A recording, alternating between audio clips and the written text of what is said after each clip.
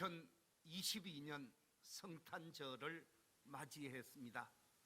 오늘 예배에 참여한 우리 모든 성도님들 한 분 한 분 모두 다 즐겁고 행복한 성탄절이 되시기를 우리 주님의 이름으로 축원합니다. 앞뒤 좌우에 있는 분들하고 이렇게 한번 인사하셨으면 좋겠습니다. 즐거운 성탄절이 되십시오. 즐거운 성탄절이 되십시오. 행복한 성탄절이 되시기 바랍니다. 할렐루야. 예, 이 성탄절을 맞이해서 저는 오늘 말씀의 제목을 동방박사들의 경배라 하는 제목을 가지고 이 아침 말씀의 은혜를 나누고자 합니다. 이 동방박사들이 우리 주님을 경배한 것처럼, 아기 예수님을 경배한 것처럼 우리가 주님을 경배하되 동방박사들이 경배하는 이 아름다운 모습으로 경배하면서 예배의 승리자가 되고 예배의 승리자로서 삶을 승리할 수 있는 복된 성도들이 다 되시기를 우리 주님의 이름으로 축원합니다. 오늘 본문 속에 보면 동방박사들이 등장을 하고 있습니다. 그런데 이 동방박사들에 관해서 우리가 많은 정보를 알지를 못합니다. 이 동방박사들이 정확하게 몇 명 방문했는지, 그들의 이름은 구체적으로 무엇인지, 그들의 나라는 과연 어디인지, 그들의 직업이 무엇인지, 뿐만 아니라 그들은 무엇을 타고 왔는지, 어디로 왔는지 전혀 정보가 없습니다. 다만 아는 것 딱 두 가지입니다. 하나는 동방으로부터 왔다라고 하는 사실, 또 하나는 박사들이라고 하는 사실. 이 동방으로부터 온 박사라. 그래서 주경학자들은 아라비아에서 왔을 것이다, 페르시아에서 왔을 것이다, 인도에서 왔을 것이다 등등 여러 가지 학설을 제시합니다마는 정확하게 이것이다 말할 수 없을 것입니다. 왜냐하면 예수님이 탄생하신 예루살렘 베들레헴을 중심으로 해서 동방은 페르시아라고도 말할 수 있고 또는 이집트라고 말할 수도 있고 또는 아라비아라고 말할 수도 있기 때문이라는 것입니다. 오늘날의 이란이나 이라크나 인도 같은 곳이라고 말할 수 있다라는 것이지요. 심지어 우리나라 사람들 가운데 일부는 신라에서 갔을 것이다, 그렇게 말하는 사람들도 없잖아 있습니다. 몇 명이 갔는가? 서방교회에서는 3사람이 간 것으로 설명을 합니다. 그리고 그 3사람, 발타자르, 카스파르, 그리고 멜키오르, 이런 사람이 갔을 것이다 라고 말을 하는데, 동방교회에서는 12사람이 갔을 것이다 그렇게 얘기를 합니다. 그러니까 정확하게 몇 사람이 아기 예수님을 경배했는지 모른다라는 거지요. 그런데 황금을 드리고 유향을 드리고 모략을 드렸기 때문에 3사람이 갔을 것이다 그렇게 말하는 사람들이 없잖아 있습니다. 그런데 중요한 것은 몇 사람이 왔느냐가 중요한 것이 아니고, 어디서 왔느냐가 하는 것도 중요한 것이 아니고, 어느 나라 사람이냐 하는 것도 중요한 것이 아닙니다. 중요한 것은 이들이 아기 예수님께 어떻게 경배했는가, 아기 예수님께 어떻게 경배했는지 그 경배한 모습을 통해서 우리가 경배자로서 예배자로서 교훈을 받을 수 있도록 정말 아름다운 믿음의 모습으로 경배했다 하는 사실을 발견할 수가 있습니다. 동방 박사들은 아기 예수님을 어떻게 경배했는가, 이 모습을 통해서 우리가 하나님을 예배하고 주님을 경배하는 자로서 아름다운 교훈을 받을 수가 있다라는 말씀입니다. 자, 그렇다고 하면 동방 박사들의 경배의 모습은 어떠한가, 세 가지를 소개하고자 합니다. 제일 첫 번째, 동방 박사들의 경배의 모습은 크게 기뻐하고 기뻐하면서 아기 예수님을 경배했습니다. 오늘 본문 9절과 10절 우리 같이 한번 읽어보겠습니다. 시작. 박사들이 왕의 말을 듣고 갈새 동방에서 보던 그 별이 문득 앞서 인도하여 가다가 아기 있는 곳 위에 머물러 서 있는지라. 그들이 별을 보고 매우 크게 기뻐하고 기뻐하더라. 동방 박사들이 동방에서 큰 별의 인도함을 받았다고 그랬습니다. 이 별의 인도함을 받아서 어디까지 오게 되느냐? 예루살렘까지 오게 되어집니다. 예루살렘에 도착하게 되어진 동방 박사들이 예루살렘에서 찾아 들어간 곳이 왕궁이었습니다. 헤롯이 살고 있는 예루살렘 왕궁에 가서 질문을 하게 되어지죠. 당신의 나라에 위대한 왕이 이 땅에 탄생할 것이라고 예고되어져 있다고 하는데, 당신들이 믿고 당신들이 지키고자 하는 구약 성경 속에 메시아가, 유대인의 왕이 어디에 나겠다고 기록되어져 있습니까? 질문을 하게 되어집니다. 이 질문을 받게 되어진 왕 헤롯이 성경학자들을 소집합니다. 대제사장을 소집하고 서기관을 소집하고 율법학자들을 소집해서 메시아로 예언되어져 있고 메시아가 탄생할 수 있는 장소가 어디라고 합니까? 학자들에게 물었더니 학자들이 이구동성으로 베들레헴입니다 하고 가르쳐 주게 되어집니다.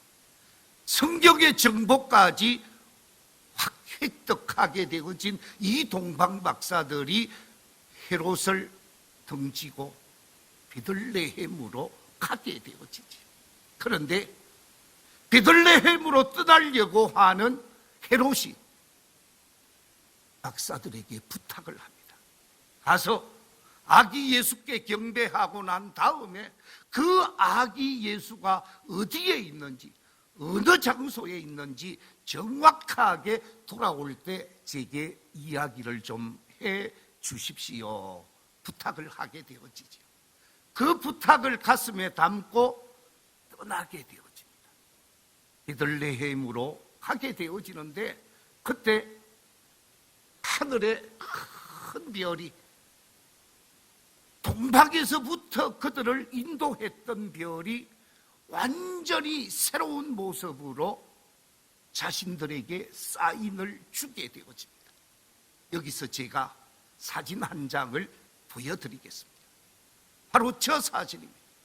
박사들이 길을 가게 되어지는데 자신들을 인도하던 별이 어느 한 곳에 멈추게 되어지고, 멈추어진 별이 한 곳에 강력한 빛을 발하게 되어지면서 아기 예수님이 있는 곳을 안내하게 되어집니다.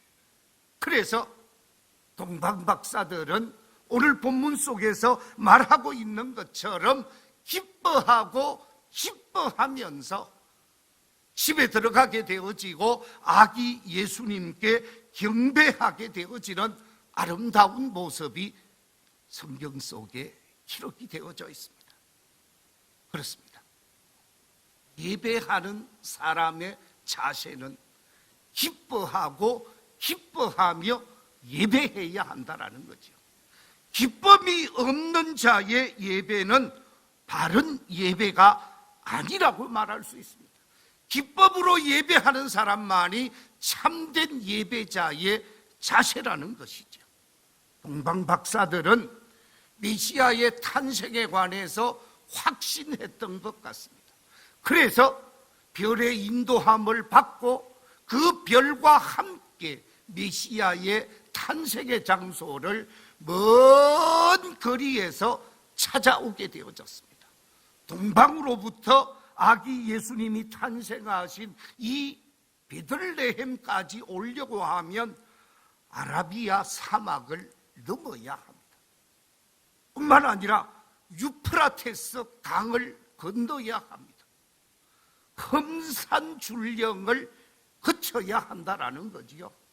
오랜 세월, 오랜 시간에 걸쳐서 아기 예수님이 탄생할 수 있는 메시아의 탄생의 별의 인도함을 받으면서 계속 오게 되어지는데 언제 마지막이 올지 몰랐는데 갑작스럽게 별이 움직이지 아니하고 그 자리에 멈추어 서 있으면서 한 곳을 향하여 강력한 빛을 비추게 되어지고 그 자리에 들어가서 아기 예수님께 경배하게 되어지는데 기뻐하고 기뻐했다 그랬어요. 그런데 앞에 크게 기뻐하고 기뻐했다 그랬어요. 그렇습니다. 하나님께 나와 예배하는 사람은 기뻐하고 기뻐하되 크게 기뻐하고 크게 즐거워하면서 예배를 드려야 하는 줄로 믿습니다. 하나님께서 우리에게 메시아를 보내주셨고 하나님께서 내게 성령 충만케 하셨고 하나님께서 나를 구원자로 삼으셨고 하나님께서 나를 천국 시민 삼으셨고 하나님께서 나를 자녀 삼아 주신 것에 관해서 우리는 기뻐하고 기뻐해야 하는 것이죠. 그래서 기쁨으로 예배하고 기쁨으로 찬양하고 기쁨으로 노래하며 하나님께 영광을 돌리는 예배는 기쁨의 자리, 축복의 자리, 은혜의 자리가 되어져야 하는 줄로 믿습니다. 이 자리에 계신 우리 모든 성도님들이 기쁨 충만, 은혜 충만 속에서 하나님을 경배하고 하나님께 예배함으로 주께 영광을 돌리는 복 있는 역사가 있게 되시기를 우리 주님의 이름으로 축원합니다. 동방 박사들이 왜 기뻐했을까? 저는 세 가지를 한번 생각해 보았습니다. 제일 첫 번째 기쁨은 별의 인도함의 끝을 보았다. 별의 인도함의 마지막이 되어졌음을 기뻐하게 되어집니다. 왜냐하면 이제 더 이상 고생 안 해도 됩니다. 이제 더 이상 움직이지 않아도 됩니다. 마지막이 찾아왔기 때문에 기뻐하게 되어진 것이지요. 두 번째 기쁨이 무엇일까요? 그것은 이 별을 따라가면 메시아를 만날 수 있을 것이다. 이 별의 인도함을 이 별의 이끌림을 받고 가면 반드시 거기에는 메시아가 계실 것이다 라고 하는 자신들의 믿음, 자신들의 확신이 뭐하지 않았다고요? 헛되지 않았다라는 거죠. 그래서 기뻐할 수밖에 없었습니다. 그러나 이 두 가지의 기쁨보다 더 큰 기쁨이 하나 있는데 그것이 뭐냐? 메시아를 만나는 기쁨입니다. 메시아를 경배하는 기쁨이라는 거죠. 그렇습니다. 우리가 주님께 나와서 주님을 만나고 주님의 음성을 듣게 되어지면 기쁨 충만할 수밖에 없습니다. 이 자리에 계신 우리 모든 성도들이 예배가 기쁨이 되고 예배가 즐거움이 되고 예배가 행복이 되어져서 기쁨 속에서 사명을 감당하고 기쁨 속에서 삶을 살아갈 수 있는 복 있는 삶이 되시기를 주의 이름으로 축원합니다. 믿음의 대사도가 되시고 이방인에게 복음을 증거하는 일에 일생을 바쳤던 사도 바울이 우리를 향하여 강조하셨던 한마디 말씀이 있습니다. 데살로니가 전서 5장 17절에 보면 뭐 하라고요? 항상 기뻐하라. 항상 기뻐하라. 언제나 기뻐할 것을 말씀하신 바가 있습니다. 왜냐하면 내가 구원받은 사람이 되어졌고 내가 하나님의 사람이 되어졌고 내가 천국을 소망하며 살아갈 수 있는 사람이 되어졌으니 우리는 기뻐해야 하는 거예요. 그래서 우리의 구원자가 되시는 예수님도 기뻐하고 즐거워하라고 마태복음 5장 12절에서 말씀하고 있습니다. 기뻐하고 즐거워하라. 왜? 예수님 때문에. 예수님의 구원이 있고 예수님의 은혜가 있고 예수님의 사랑이 있고 예수님의 부활이 있고 예수님의 재림이 있기 때문에 예수님 때문에 우리는 기뻐할 수 있는 거예요. 가진 것 없어도요, 구중궁궐이 아니라도요, 이 땅에서 가난하고 헐벗고 어려워도 기뻐할 수 있습니다. 왜? 나는 구원받은 사람으로 나를 위해 영원한 하늘나라가 보장되어져 있기 때문에 그렇습니다. 오늘 예배를 드리고 아기 예수님께 경배하며 영광을 돌리는 우리 모든 성도들이 예배를 통해서도 기쁨으로 예배를 드리고 생활 속에서 삶의 현장 속에서도 기쁨으로 삶을 살아가면서 행복한 믿음의 길이 되어지시기를 우리 주님의 이름으로 축원합니다. 두 번째, 동방 박사들은 아기 예수님께 어떻게 경배했습니까? 오늘 본문 속에 보니까 이 동방 박사들은 아기 예수님께 경배하되 준비된 자로 경배했습니다.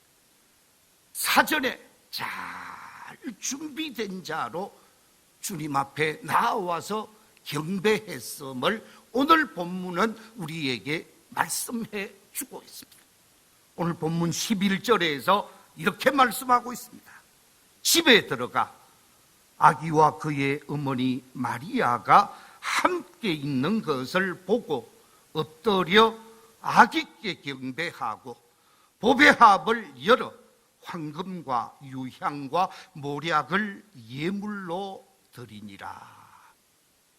오늘 본문 속에서 아기 예수님께 찾아와서 경배함에 있어서 그냥 경배한 것이 아니에요. 보배합에 황금을 준비해 왔습니다. 모략을 준비해 왔습니다. 유향을 준비해 왔습니다.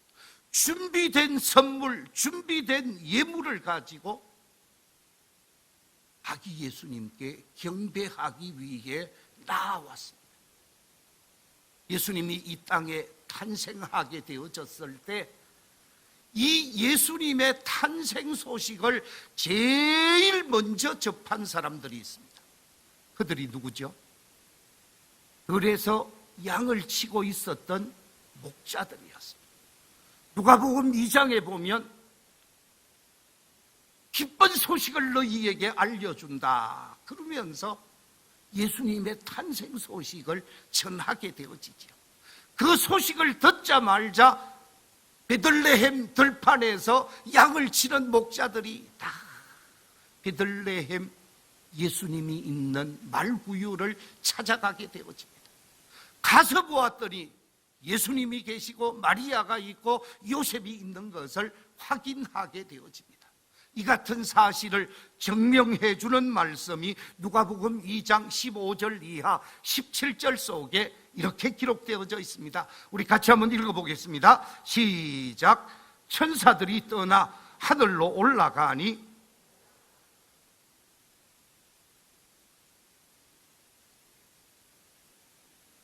이 이루어진 일을 보자 하고 빨리 가서 마리아와 요셉과 구유에 누인 아기를 찾아서 보았다.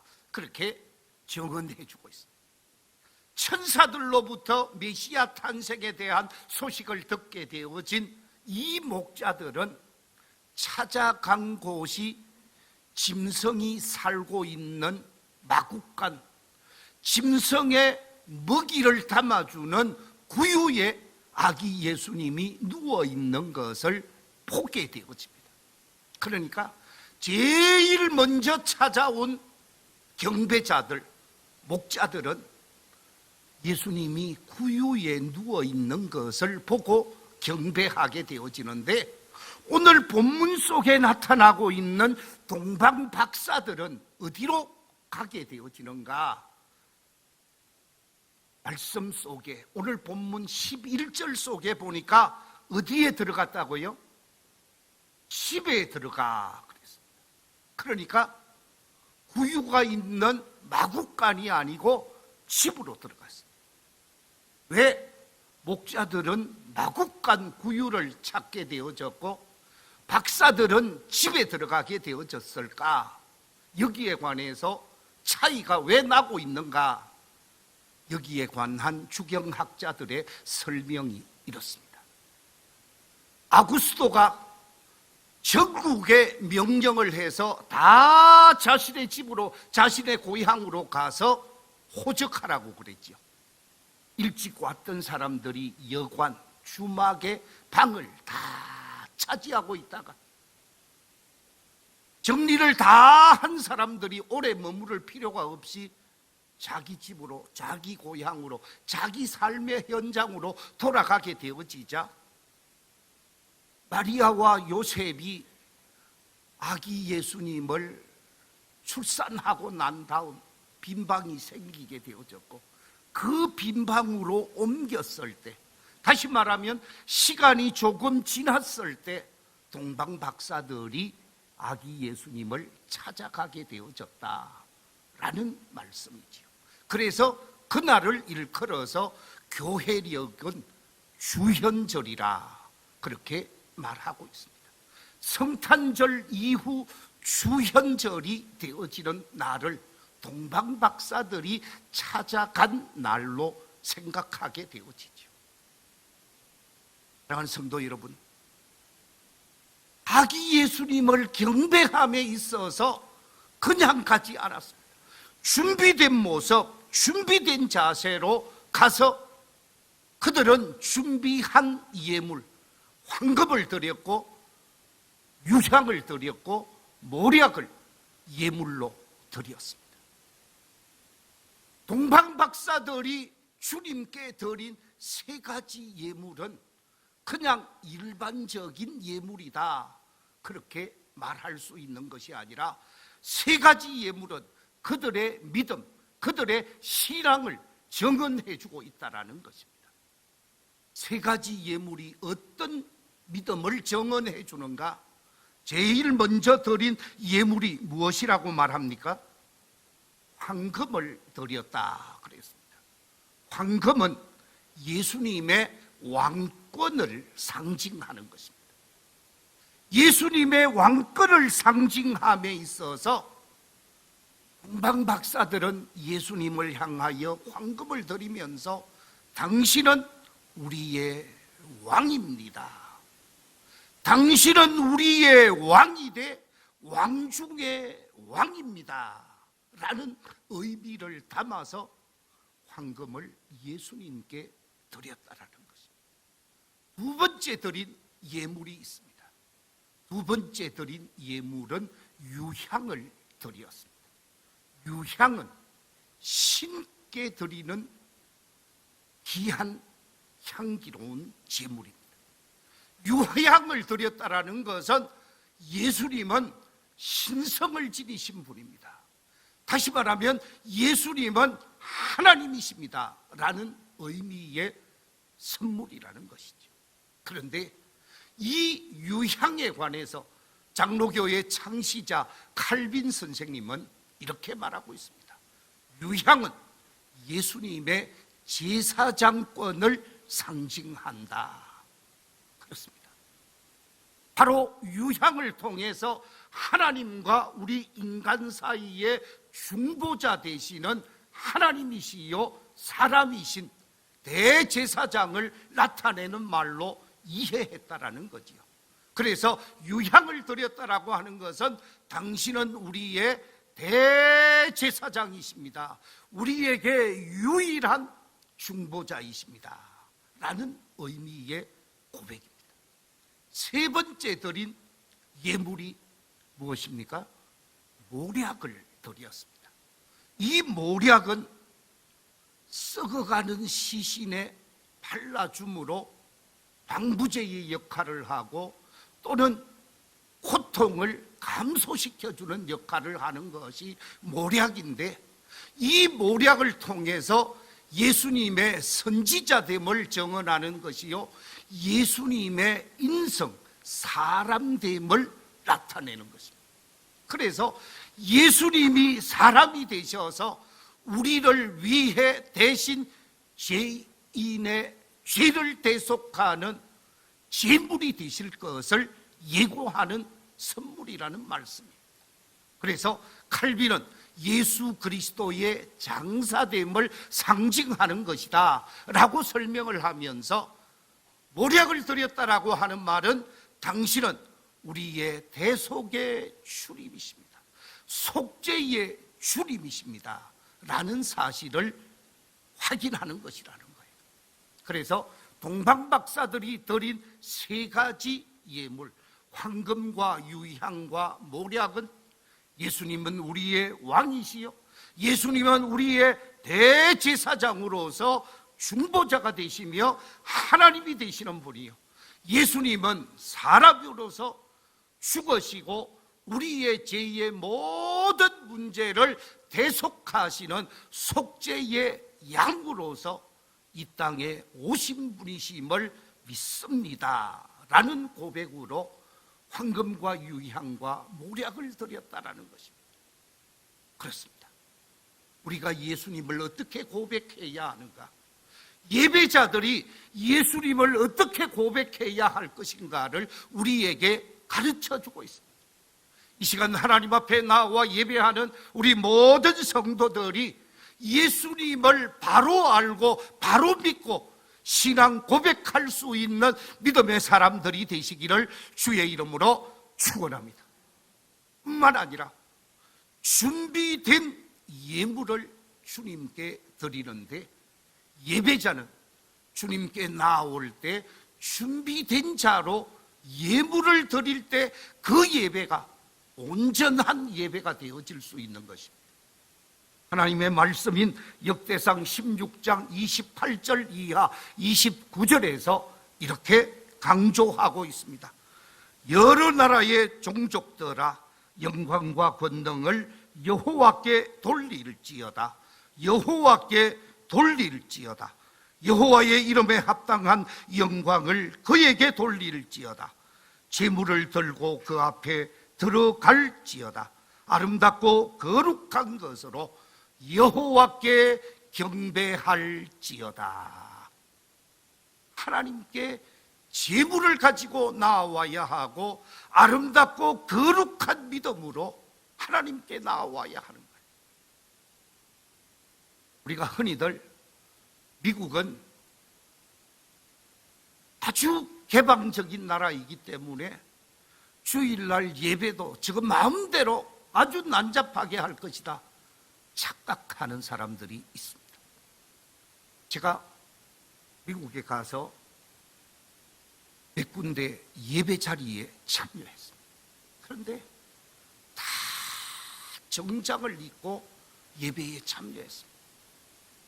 정말로 젠틀한 모습을 가지고 남자들이 예배를 드리고 여인들은 예배를 드림에 있어서 너무 아름다운 모습으로 준비된 자로 예배를 드리는 모습을 보고 깜짝 놀랐습니다. 그렇습니다.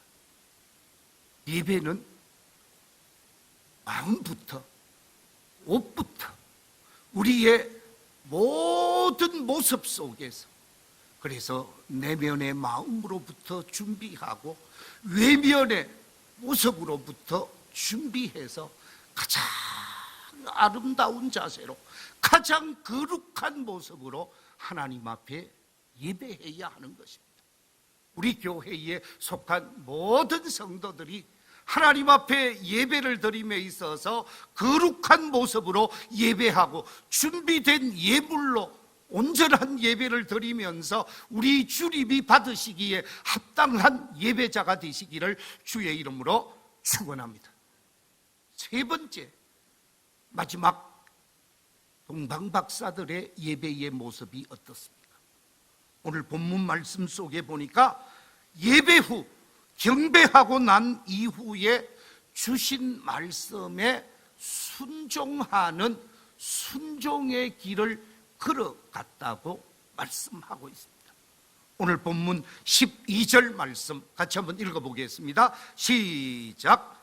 그들은 꿈에 헤로데게로 돌아가지 말라 지시하심을 받아 다른 길로 고국에 돌아가니라. 보십시오. 예루살렘을 찾게 되어지고 헤롯 왕을 찾아가서 이 나라에 메시아로 오실 분이 어디에서 납니까? 하고 물었을 때 헤롯이 베들레헴을 안내해 주었고, 이 베들레헴이라고 말했을 때 돌아가게 되어지면 나한테 꼭 좀 와서 알려주고 가십시오, 명령을 했지요. 그런데 아기 예수님께 경배를 하고 이제 경배를 마친 이들이 얼마나 마음의 평안을 찾았겠습니까? 짐작컨대 비어있는 방에서 편안하게 잠을 잤을 것입니다. 그런데 잠을 자는 가운데 꿈을 꾸게 되어지고 꿈속에서 하나님의 계시의 말씀이 주어지게 되어집니다. 그 계시의 말씀은 다른 말씀이 아니라 누구에게로 돌아가지 말라고요? 헤롯 왕에게로 돌아가지 말라, 헤롯에게 가서 말하지 말라라는 말씀이었습니다. 갈등했을 것입니다. 이 나라의 통치자가 헤롯인데 헤롯에게 말하지 않고 가면 문제가 있지 않을까? 꿈에 지시한 대로 순종하는 것이 바람직할까? 아마 갈등했을 것 같아요. 그런데 왕의 명령보다 하나님의 지시에 순종하면서 그들이 왔던 길, 그들이 생활했던 길을 던지고 다른 길로 가게 되어졌다. 이 다른 길이라고 하는 말은 새로운 길을 얘기하죠. 믿음 이후, 경배 이후, 예배 이후 받은 말씀의 길을 의미하는 것입니다. 옛날에 생각하고 옛날에 경험하고 옛날에 옳았다고 생각했던 그 삶의 자리에서 완전히 벗어나서 하나님이 주신 말씀의 길, 진리의 길, 은혜의 길을 새롭게 걸어갔다 하는 말씀입니다. 우리 교회에 속한 모든 믿음의 가족들도 예배드리고 주신 말씀 중심으로 다른 길을 걸어가면서 하나님께 영광을 돌리고 하나님을 기쁘시게 하면서 예배의 자, 성공한 믿음의 사람으로서 생활 속에서 말씀을 실천해가며 말씀을 꽃피울 수 있는 하나님의 사람들이 다 되시기를 우리 주님의 이름으로 축원합니다.